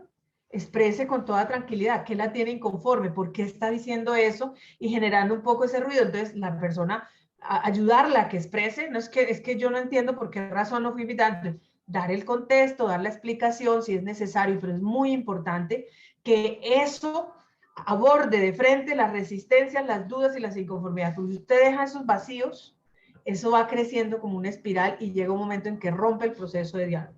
Entonces, no hay que dejar cabos sueltos, no hay que dar lugar a las ambigüedades y sobre todo cuidar el proceso de las suspicacias que genera el hecho de que alguien se sintió no tenido en cuenta. Eso es muy importante. Eso sí hay que tener mucha sensibilidad y tratar y solucionar disonancias. O sea, si hay alguien que se dijo y se creyó que ya habíamos llegado a un acuerdo, pero sigue el ruidito por allí, eso se lee en gestos, se ve de muchas maneras, esa es la multiparcialidad. Un momentico, aunque parecía que ya habíamos llegado a un acuerdo, pero aquí parece haber ahí como una tendencia de desacuerdo, qué es lo que está pasando, preguntémonos, favorezcamos y si tenemos que volver a abrir, seguramente hay quien se impacienta, ay, pero la misma de siempre que está siempre haciendo resistencia, no importa, pero vamos a tramitar esto porque si no, eso empieza a escalar y puede romper el proceso.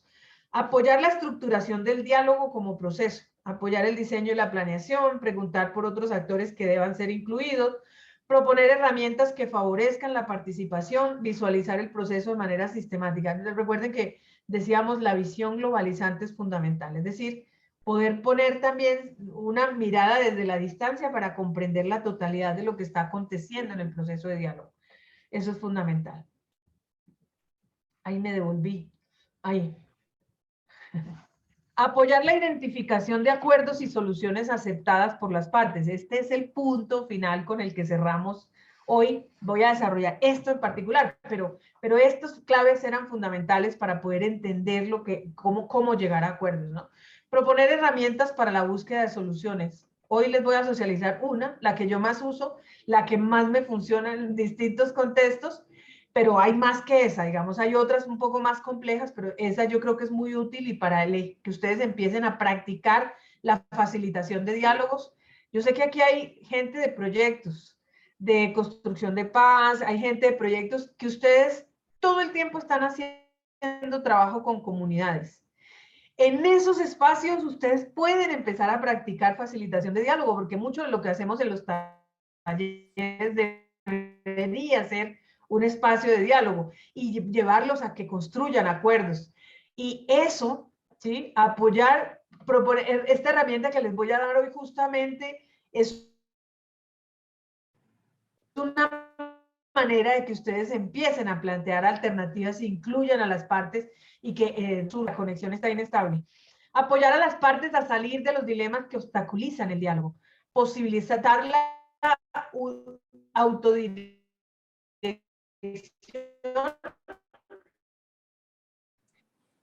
y protagonismo de las partes. Estas son las partes. El facilitador es quien tiene la capacidad de ser autoridad cuando se trata de administrar las reglas de juego, los tiempos y las participaciones, de ir ayudando a conducir. Sin embargo, eso no puede representar quitarle el protagonismo a las partes. Quienes deciden son las partes. Quienes acuerdan son las partes. Entonces, el facilitador tiene que ir llevando ese justo balance para tener la capacidad de cuando tiene que bajarle al tono y ser menos autoridad, menos administrador y dejar que ellos protagonicen la capacidad de ir llegando a acuerdos, ¿no? Movilizar las energías creativas del grupo, motivar o estimular la cooperación entre los actores involucrados. Hay un pasito por allá cuando dicen ya empezar iniciativas de amistad social, es uno de los pasos que tenemos más adelante hacia el cierre del diplomado. Es decir, cómo empezar a cultivar iniciativas. Recuerden que yo uso mucho el texto bíblico del profeta Isaías, ¿no? En la cotidianidad de emprender tareas de construir relación entre ellos, de hacer iniciativas que los ponga en diálogo, que los ponga en trabajo colaborativo y vayan construyendo sobre la base de esa experiencia, pequeñas experiencias de amistad social, ¿sí? Mediante tareas específicas, claridad en los roles y momentos. Hacer un sancocho entre todos, pero no hacer el sancocho para acompañar un espacio de diálogo, sino hacer del sancocho toda una pedagogía de amistad social entre ellos. Entonces, ustedes traen esta parte, ustedes traen esto, vamos a hacer equipos colaborativos para que las señoras lideresas de ambas partes van a arreglar esta parte, el lugar, los señores van a pelar los pollos, los niños van a hacer, y entonces empezar actividades que vayan cultivando, ¿sí? Estimulando las relaciones colaborativas entre los actores. Esos son tareas específicas que les van ayudando a ellos a comprender, pero también a construir un ambiente adecuado, y eso moviliza energías favorables al proceso de diálogo entre las partes con todo el entorno social. Recuerden la dimensión social y cultural del diálogo que vimos al inicio. Crear un ambiente relajado, distensionado, porque el diálogo lo necesita. Detectar y resolver dificultades de participantes cuando hay metodologías. Algunos no están entendiendo la herramienta. Es importante devolverse hasta que todos lo entendamos. Observar y evaluar ese ambiente de diálogo, cómo nos vamos sintiendo. Nosotros tenemos, de hecho, una técnica de comunidad de aprendizaje, cómo hacer reflexión sobre el ejercicio de diálogo y desde ahí decir qué enseñanza nos deja, cómo están las relaciones. Hay varias preguntas que en algún momento vamos a ver eso, cómo se pueden, digamos, evaluar. Y cómo debe ser el comportamiento de un facilitador de procesos de diálogo en ciertos entornos.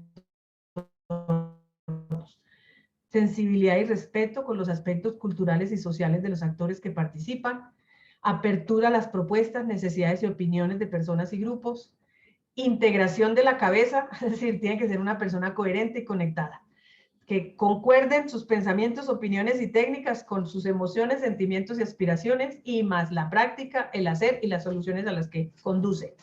Coherencia, se llama eso, integralidad. Transparencia y honestidad para clarificar alcances y límites de su rol y la base de su competencia, y coherencia entre lo que dice y hace específicamente en cuanto a la inclusión. Un buen facilitador o una buena facilitadora combina su integridad personal con conciencia sobre sus propias fortalezas y debilidades en la facilitación. Las y los facilitadores son a menudo el foco y una proyección superficial de lo que está pasando en el grupo. Es importante que un facilitador sea consciente de esto y sepa cómo manejar estas implicaciones. Generalmente, la atención del grupo se proyecta al facilitador y el estado de ánimo y la energía del ambiente del grupo, si no es consciente, el facilitador la va absorbiendo y empieza a tensionarse también, y puede terminar incluso irrumpiendo violentamente hacia algún actor por algo que no le gustó o por algún comportamiento que fue desacertado. Y por eso hay que tener mucho cuidado, porque cualquier equivocación que cometa puede ser un revés muy grave para el proceso. Entonces sí hay que estar muy atentos a eso. Y cerramos con la última parte, que es cómo, entonces, teniendo claro ese rol de facilitador, cómo un facilitador ayuda a llegar a acuerdos. Y no es tan complejo. No es tan complejo. Esto es una pregunta relevante que nos hacemos. O sea, ¿qué entendemos primero que todo por acuerdos? ¿Sí? ¿Qué entendemos por acuerdos? Yo aquí estoy citando una herramienta que es la que les voy a compartir. Insisto, es la que yo más utilizo, que a ustedes les va a ayudar a entender. Un acuerdo es tener la capacidad, no de que gane una solución planteada por una de las partes, sino de construir de manera colaborativa una solución que atienda las necesidades de ambas partes. Eso es fundamental. Entonces, llegar a un acuerdo se basa, entre otras cosas, por saber qué entendemos por acuerdo, ¿sí? No se llega a una salida que va a complacer 100% a todas las partes, pero en todo caso, sí debe terminar por satisfacer algo de las partes.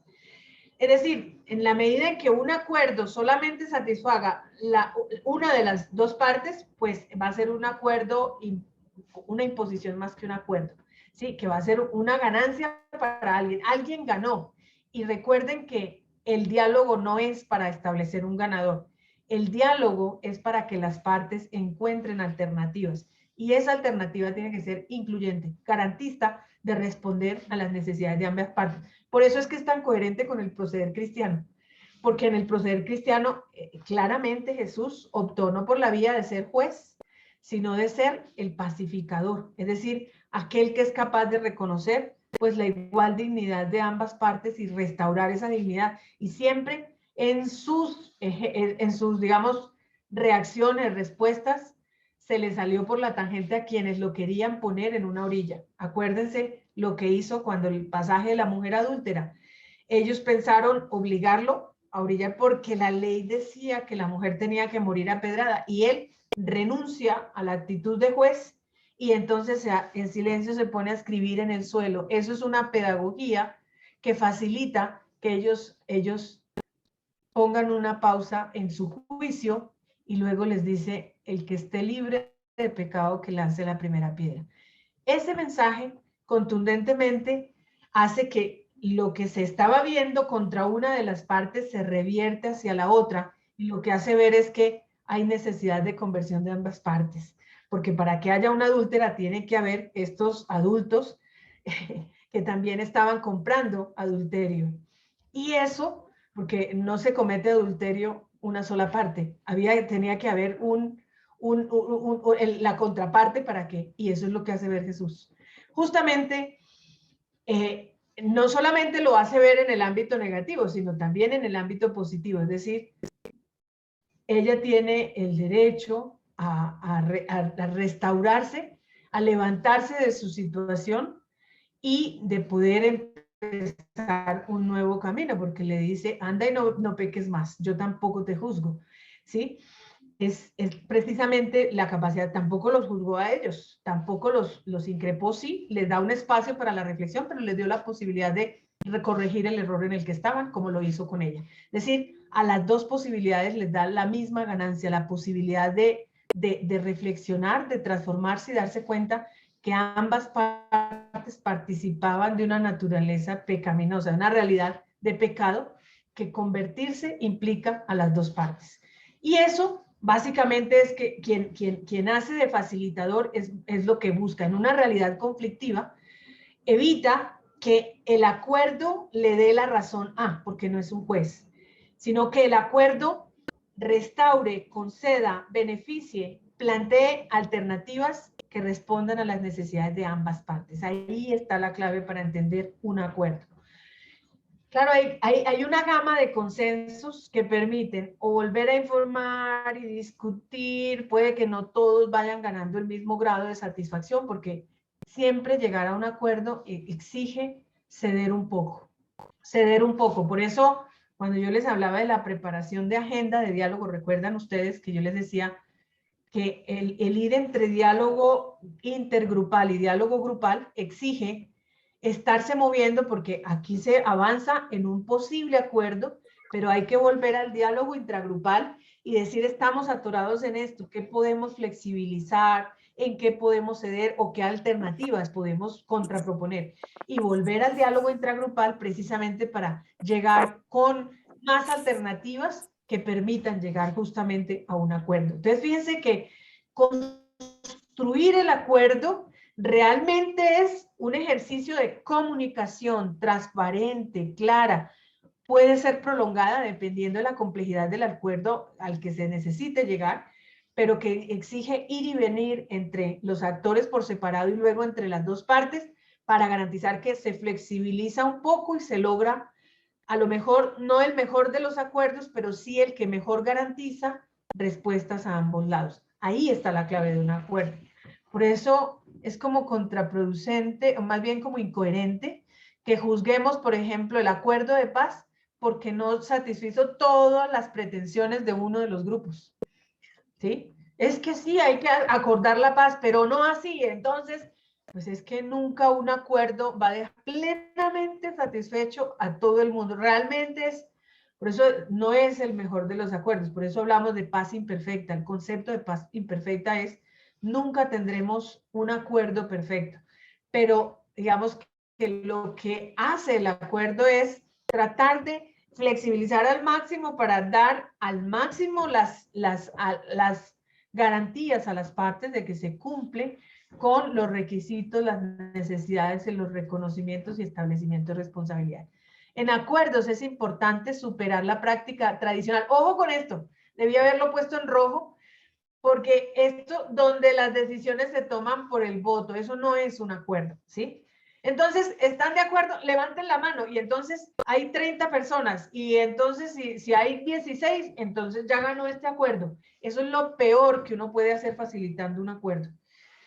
Hay que superar esa práctica tradicional de la mitad más uno a partir de posturas contrapuestas o adversarias. En el abordaje de conflictos mediante el diálogo hay que orientarlo hacia consensos. ¿Un consenso qué es? Es un acuerdo general donde no hay lugar para una oposición duradera entre partes, entre gran parte de los intereses en disputa, en relación con los asuntos sustanciales en cuestión. Es un proceso que involucra la intención de tener en cuenta los puntos de vista de todas las partes en disputa y reconciliar cualquier argumento en conflicto. Ojo con esto.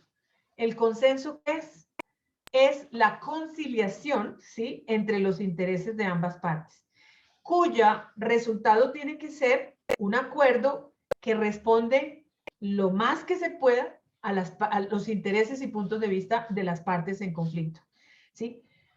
Eso es lo que realmente genera un consenso o que establece un consenso. Un consenso es lograr un acuerdo que responde a las dos partes, ¿sí? Lo otro es mera negociación en la que desafortunadamente puede terminar ganando el que más poder tiene, el que más logra imponer sus condiciones. No, el diálogo tiene que conducir a consensos y acuerdos. El consenso requiere que quienes participan expresen formalmente su respaldo, es decir, para que ese acuerdo sea real, tiene que haber una manifestación formal. La formalidad puede ser una firma, puede ser un comunicado público donde diga, hemos logrado el siguiente acuerdo, las partes, ¿sí? Y quienes firman de verdad deben ser representativos del sector que estaba, digamos, participando del proceso de diálogo. ¿Sí? Entonces, existe diferencia entre acuerdo unánime, es decir, que todas las personas estaban de acuerdo. Eso es la unanimidad. Acordamos por unanimidad, es que todos los que participaron están de acuerdo. Mientras que el consenso unánime permite a las personas que aprueben una opción, aunque no estén plenamente de acuerdo con ella. Una cosa es que la aprobaron, porque decir, bueno, en medio de todo flexibilizamos para que logremos una solución. Pero eso es un consenso unánime, es decir, lo aprueban todos, aunque no todos están completamente de acuerdo con que esa fuera la mejor opción. Otro término es consenso suficiente, es decir, cuando la mayoría de los representantes o voceros de un grupo están de acuerdo en la decisión. Un consenso cualificado significa que la decisión es incorporada con un cierto número de participantes. Entonces, un consenso cualificado puede ser que por lo menos el 85% de los participantes de un sector llegaron a asumir, a adherir en que asuman eso como parte del acuerdo. Entonces, eso sería un consenso cualificado. Miren que los consensos tienen distintas categorías. El consenso unánime, está el acuerdo unánime, consenso unánime, está el consenso suficiente y está el consenso cualificado. El éxito del diálogo dependerá de la capacidad de lograr, ojalá, consensos unánimes.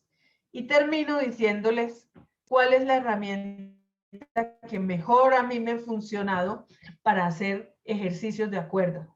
Conducir espacios para lograr acuerdos. Se llama el tetralema. Seguramente algunos de ustedes ya lo conocen. Tetralema es una manera de organizar varias opciones. Es decir, recuerden que cuando estamos haciendo la agenda de diálogo, tenemos que hacer la conversión de las demandas, de las quejas, de los dolores en propuestas. Este es el tema sobre el que hay que dialogar. Hay que dar un qué, el contenido. Recuerden la dimensión temática del diálogo. Establece un punto, un tema sobre el que vamos a dialogar. Pero ese qué debe estar acompañado de una propuesta. Es decir, para enfrentar ese tema, nosotros proponemos esto. La otra parte propone esta otra opción.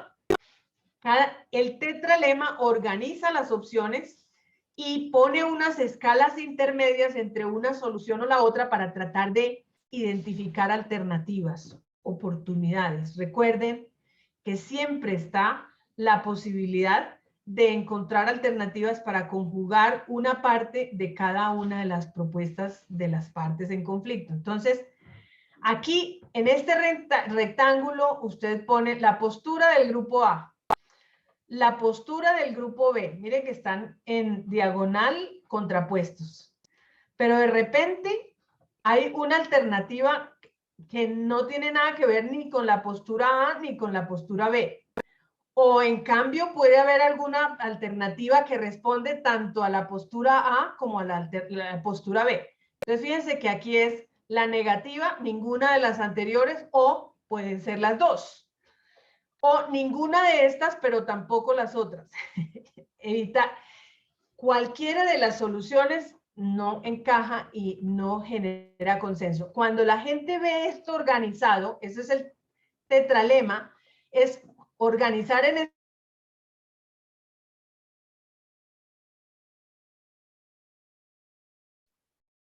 Se quedó congelada.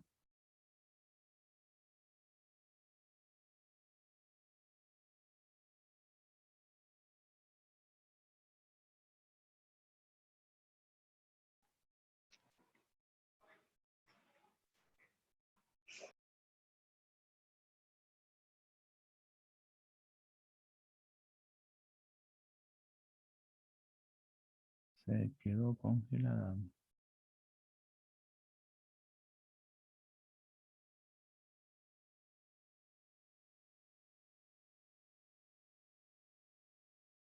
Sí, tiene problemas de conectividad hoy.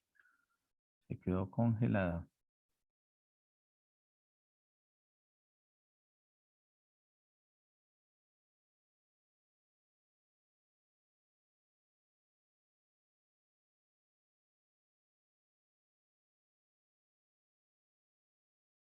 Por el frío tan tremendo que está haciendo. Bastante frío y no escampa. Yo estoy Por acá está congelado. Pero no dice Por nada. acá está lloviendo como el de las 3 de la tarde. Yo no me Y pongo aquí la está capucha haciendo porque me da mucho pena con calor. ustedes, pero estoy igual. Está terrible, Está igual lloviendo Sandra, ¿cierto? bastante, bastante. Sí, está espantoso. Está espantoso, Sí, espantoso. está duro el clima. Estos días tanta lluvia, ¿no? No, está. Y Sandra, ¿cómo ha seguido? Me Volvió a volvió a aparecer. sacar. Sí, Me volvió a no, sacar, pero veo que quedan 2 minutos. Termino diciendo que explorar opciones que satisfagan tanto A, B. Por ejemplo, ¿qué alternativa hay que el postre tenga la combinación de los dos sabores, manzanas y peras? O puede que diga, no, de postre ni manzanas ni peras, comamos de postre galletas, ninguna de las anteriores. No tendremos postre, vamos a caminar después del almuerzo. Ese es un ejemplo tonto, pero es un ejemplo tonto que nos ayuda a entender qué significa organizar alternativas frente a posturas o propuestas de grupos en tensión. Y llegar a un acuerdo es poder decir, después de que ven todo eso, dicen, miren, nos orientamos para tanto A como B. Esa es la idea de un acuerdo ideal. ¿Sí? Es decir, mientras más logremos que la alternativa incluya la postura A y la B, ese es el mejor acuerdo. ¿Sí? Que va a generar muy seguramente un consenso unánime. Pero puede que no termine siendo ese y después logremos crear una nueva alternativa donde, aunque no acoja ninguna de las dos, deje satisfechos a todas las partes. Es decir, no es que aquí haya una alternativa mejor que la otra. Claramente será una alternativa que permita a la gente llegar pues como a algún acuerdo. Creo que hay una pregunta, yo dejaría aquí Les dejo el instrumento porque creo que en la siguiente sesión nos toca cerrar y fortalecer un poco el manejo de esta herramienta y dos más que les tengo dentro de la propuesta de cómo llegar a acuerdos. Liber, pero no sé el tiempo. No, es fácil. Entonces cambiamos de postre. No tomamos manzana ni pera, sino arándanos. Vamos por el Exacto, lado de la... galletas, o sencillamente no vamos a comer postre, Un vamos poco. a terminar el almuerzo y punto. Pueden ser Pero- alternativas, pero es que de eso se trata el acuerdo, o sea, ¿cuál es el acuerdo que termina dejando más satisfechos a las distintas partes? Ahí está la clave, porque lo otro no es un acuerdo, es una imposición, es una determinación que va desbalanceada, que puede romper cualquier proceso de diálogo. Entonces, conducir acuerdos de verdad dependerá en mucho de la capacidad de reconocer, legitimar las distintas... y luego, en las dos diapositivas finales que ustedes van a encontrar en el documento que les voy a anexar, es justamente cómo usted debe planear el llegar a ese acuerdo. Entonces, cómo usted programa una sesión de diálogo para el acuerdo, cuál es la postura A, cuál es la postura B, quién dice qué y luego a qué acuerdos finalmente, qué alternativas encontramos, cómo las organizamos y finalmente cuál fue el mejor acuerdo y eso cómo se va documentando, porque recuerden que a veces no se logran acuerdos en una única sesión. Entonces hay que ir documentando con mucha rigurosidad para que haya confianza y transparencia en el proceso de diálogo. Roosevelt. A medio tiempo. Buenas noches, muy interesante toda su explicación, su reflexión, interesantísima. Quisiera hacer una pregunta.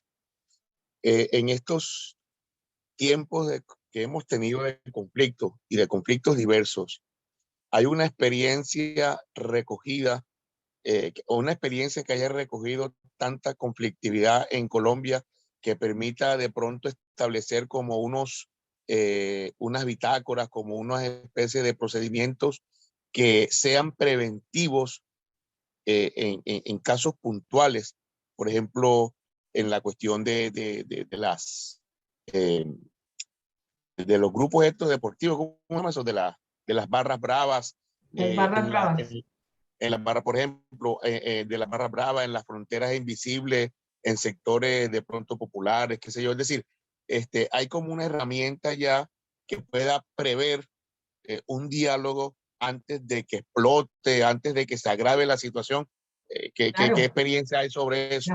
Claro, hay muchas experiencias de prevención de conflictividad, más bien de prevención de violencia, porque es que el conflicto no necesariamente es violento. Entonces, hay tensiones y eso nos ha permitido entrever que eso puede desencadenar violencia y entonces actuamos en un proceso de diálogo precisamente para prevenir que escale a la violencia. De esos tenemos muchos ejercicios en Colombia por contar. Si ustedes leen en las memorias documentadas en la memoria histórica del libro Huellas de Paz, ahí hay muchos de prevención. En el documento en el documento de la imaginación moral, una de las iniciativas que se documenta, hay precisamente digamos, una experiencia que aunque ellos enfrentaron la violencia de otros actores que los afectaban, ellos se convirtieron en facilitadores de diálogo permanente en el territorio, bajo unas premisas. Entonces, ellos se dedicaron a ser tejedores de escenarios de diálogo para prevenir nuevas violencias dentro de su territorio. Mucho del proceso que existe en Montes de María está atestado de ejercicios de diálogo democrático que nos pueden mostrar cómo se vienen haciendo por sectores, mujeres, haciendo procesos de diálogo permanente precisamente para prevenir nuevos escenarios de violencia. En Colombia hay gran cantidad de experiencias y documentadas que nos pueden dar cuenta en este ejercicio que hizo Redes, creo, de Naciones Unidas. Ahí hay un balance de iniciativas increíble de experiencias de diálogo que también ustedes pueden consultar. Y por supuesto, GIZ tiene todo un manual de gestión de conflictos a partir del diálogo social y ahí hay documentación metodológica sobre sistematización de experiencias y buenas prácticas de diálogo. O sea, Colombia hay mucho trabajo al respecto académico. Nosotros hemos tomado mucho de eso, pero hemos hecho algo muy a la par del método que plantea Fratelli Tutti, que es el que nosotros estamos llevando a cabo como hilo conductor en este diplomado. Y quisiera hacer una última pregunta, si me lo permite, y el tiempo lo deja. Curiosamente no nos ha sacado hoy. Bueno, en Sincelejo, en la zona sur, que es una zona bastante marginal, por decirlo sociológicamente, hemos estado pensando en construir ese tipo de diálogo social. Entonces aquí viene la pregunta. ¿Este escenario de formación puede facilitar alguna financiación, orientar financiación para poder realizar ese trabajo? No, pues yo lo que creo, lo que te puedo decir en este momento, porque yo no soy quien da las órdenes en el Secretariado Nacional de Pastoral Social, pero lo que puedo decir es que siempre las financiaciones surgen desde necesidades que expresan las jurisdicciones y que piden apoyo a la pastoral, y la pastoral busca las alternativas que hayan. Creo que si la iniciativa parte de ustedes, perfectamente es posible en un trabajo conjunto entre la pastoral local y el Secretariado Nacional. ¿Alguien más? El Edison está levantando la mano. Sí, buenas noches.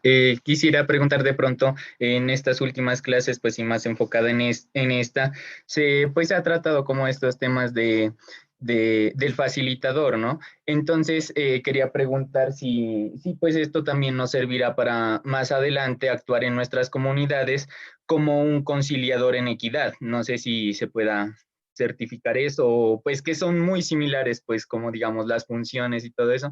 Entonces, quería hacer esa pregunta. Bueno, nosotros estamos tratando de hacer un ejercicio con la Escuela de Justicia Comunitaria que tiene la Universidad Nacional. Ya hicimos un primer diplomado, de los cuales varios de los que están aquí sé que participaron de ese diplomado con la Universidad Nacional, y que eso nos va a permitir adaptar ese diplomado al contexto pastoral para poderlo brindar y acreditar a personas de los procesos de la pastoral social como conciliadores en equidad ante el Ministerio de Justicia. Por supuesto que sí. Ese es un trámite que estamos haciendo y que viene en camino. Ah, vale, listo. ¿Pero saldría como de este mismo diplomado o sería algo aparte Habría que ver si tocaría hacer? con esta acreditación se puede homologar o sencillamente nos toca hacer algún tipo de profundización, pero yo no tendría en este momento la capacidad de responderte, porque hay que ver cuáles son las exigencias que el Ministerio de Justicia nos va a dar para darnos la posibilidad de acreditar. Pero eso está en camino y en conversación con ellos. Ah, listo. Muchas gracias. Entonces sí, algo para que no lo pues hagan saber a todos. Muchas gracias.